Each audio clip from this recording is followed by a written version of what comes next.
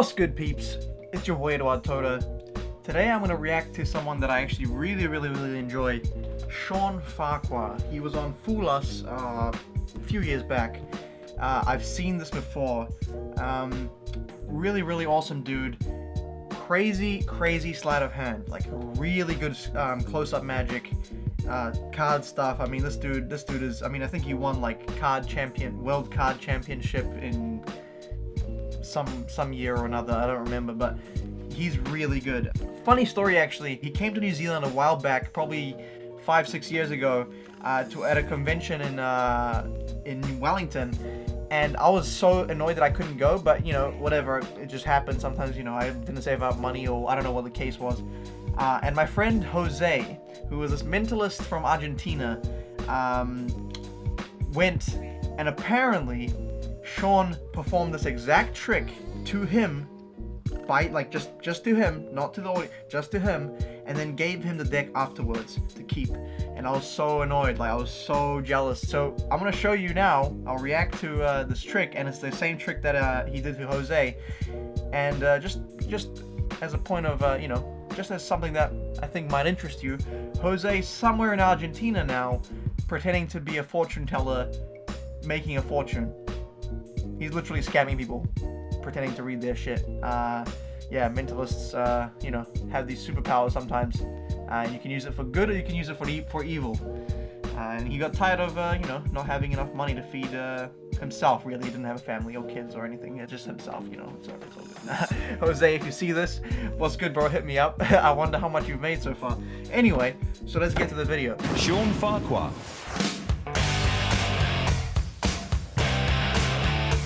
I'm Shawn Farquhar. I come from a little place called Maple Ridge, British Columbia, Canada. Population about the same as Heathrow Airport. I've been doing magic all my life. My mom says when I was born, the doctor slapped me and I said, pick a card. My father was a magician, my grandfather, my great-grandfather. I'm like the 4th generation without a real job. In 2009, I went into Beijing, China, at the World Olympics of Magic. And in front of 3,200 of my peers, I won the World Championship for card magic.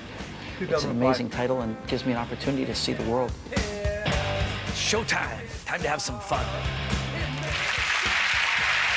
Can you please welcome the reigning world champion of card magic, Mr. Shawn Farquhar.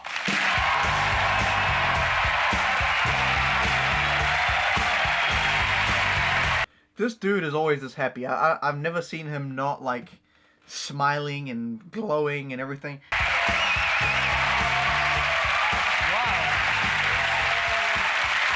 Thank you so much for that warm welcome. It's a real pleasure to come across the pond to share with you one of my magic tricks. I'm going to do a card trick, but it's... You know, this was a while back when you see Penn kind of like fat, because he's lost a lot of weight since then. a special one, and it's going to use a brand new deck of cards. Penn, would you mind helping me? I'll try. Ladies and gentlemen, Penn Gillette, please come and join me. Okay, so every time you see a magician bring up Penn or Teller, or both, up on stage, you know they're legit. Because them being that close, in that close proximity to you doing sleight of hand magic, means that you're giving them so much more opportunities to see what you're doing. And man, I mean, I wouldn't want them close to me when I'm doing it. Like, nah, bro, you can stay on your seat, bro. Like, we're good. Like, I'll bring another spectator. It's fine. You know what I'm saying? Man, mad respect. Like, there's so much pressure. There's so much pressure. I bet you he's so nervous. I mean... Thank you, sir. I would have picked Teller, but I think the conversation might have been very one-sided.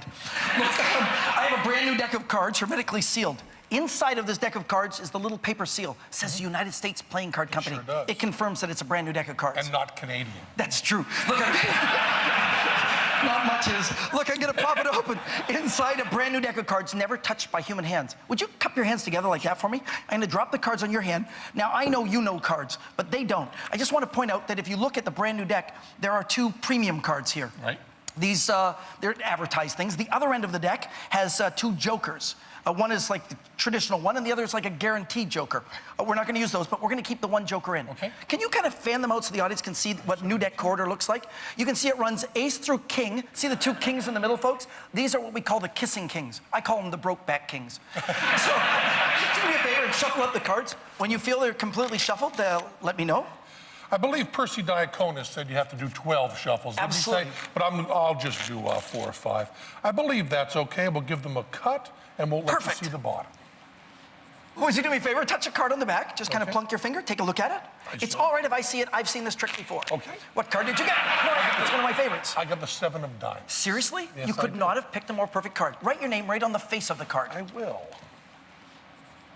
Perfect. Once the card's been signed, we'll recap. I still have no clue how this trick is done. I've probably seen it like 20 times at this point. I have no clue how it's done. And every time I watch it, it seems to me like he doesn't do anything. Like it looks to me like he doesn't actually do any sleight of hand. So, how am I supposed to figure out how the trick's done when he doesn't do anything? Okay. That's the pen. Why? Yeah, it's the joke. If I do it, just explaining to everybody else. Would you hold your hand just flat like that? I certainly will. I'll place the cards here. Place your other hand on top, trapping the cards in between. I will, Ben. Fully and effectively, and I'll remove one card. Okay. If I removed your card, would that be impressive? That would be very impressive. No, it wouldn't. I got a joker. It's okay. Okay, It's okay. okay. How about this? I can do better than that. Okay. If I could reach in between your hands and straighten one card up, so it's the opposite direction, and it was your card, the 7 of diamonds, would that be? That'd be pretty good. Okay, I can do better. How about this? Would I fool you if I were to put those cards back in new deck order and put the one card reversed? Yeah, that'd be pretty good. Okay, I'm how not about- going to say you're going to fool me. I won't say that yet. Good, but good, okay. good. How about if I took the cards and put them in new deck order, reverse the one card, put them in the cardboard box, put the paper seal, and wrap them up in the plastic? Oh, that would be a fine trick. I just did it. Take a look. It's a brand new deck of cards. Because you're the closest, I want you to see. Is there a cut or slit in the top of the box? There is not. Cut or slit in the bottom of the box? Yeah. Not that I can see. How about the side? Hell no. Not that I can see. The other side? Not that I can see. Top or back? Nope. It's a brand new deck of cards. I believe so. I'm gonna pop this open. Inside, there is a paper seal. It says United States Playing Card Company. Not Canadian. Deja vu. Deja vu. Deja vu. Sometimes it takes 4. Look, I'm gonna pop open the paper seal. Inside, a brand new deck of cards, never touched by human hands. Okay, yeah, that's perfect. I remember You've it seen from this last card. time. Yeah. I want to point something out. If you look at the deck, there isn't a premium card on the end. Do you know why? Why is that? They're in my pocket, remember? Mm-hmm. Get them out. There's a lot of them. There's the jokers and the premium card. All of them are in here. That means that this should be a new deck order deck. Take a look and see if they run ace. Maybe you can hell turn this no. way so the I mean, camera yeah, can see. good.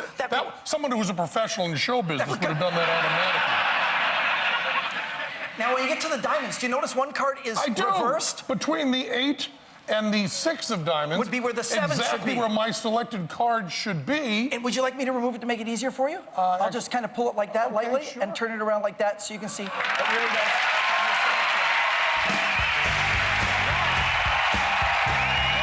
How does that even work? Shawn Farquhar, you genius. Absolute genius. Mate. Teach me your ways. Teach me your ways. Thank you so much.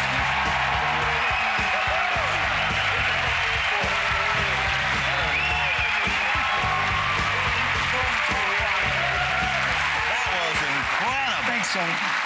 Okay, so I know you're not going to tell us how you did it, but that was unique. Does It's a anyone trick. else do that? It's my job. But then does anyone else? I know you can't share. But does anyone else do that particular technique? No, you there know? was not the similar technique. The same effect was a gentleman by the name of George Schindler many years ago, now the Dean of American Magicians. He inspired me, but I came up with a completely different method. And that will be the key, I guess, this evening to fool those guys. I actually came up, based on this trick, I came up with my own version. But it doesn't go back to the box. The reverse card in the position it should be, and the cards go back into new deck order. That's the only thing I took from it. But it's not the same effect. It's like a completely different trick. But then the finale, the climax is that idea, and it's obviously my own method, and it's nowhere as cool as this. And is that one of the most technically difficult ones in your routine to do? It is, in fact, not the most technically difficult, but it's probably the most fun to present because most of it takes place in the spectator's hands. And Yeah. I think magic that takes place in somebody else's hands is so much more powerful That's than magic that takes place in our own. That's what I tell my wife all the time. That's right. I'm learning some tricks at home. That's all it is. I think we have given you enough time. Yeah, Penn, this is a really, really Tough call for us. I think anybody has to know that at some point you had to do a deck switch. Unfortunately, there was a moment when we both saw it, when you were pulling the pen out. Yes. And we had all these discussions and meetings about this, which we've talked for hours with the producers about what would constitute fooling us. We said over and over again, if we actually saw a move, it would negate the whole thing. But all that having been said, and the feeling that we saw a move that we should not have seen, we have no idea how you got the goddamn call.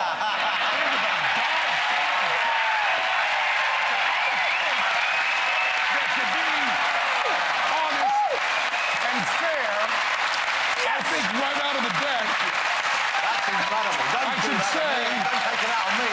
that you absolutely did on the most important part of the trick. I think you did fool us. Speaking as someone who just God loves to damn film it! that you've done. I have no idea how we got there. Yeah, that's pretty much how I feel about that. Except, you know, it didn't cost me anything. I'm pretty sure they win like $5 grand or something if they fool them.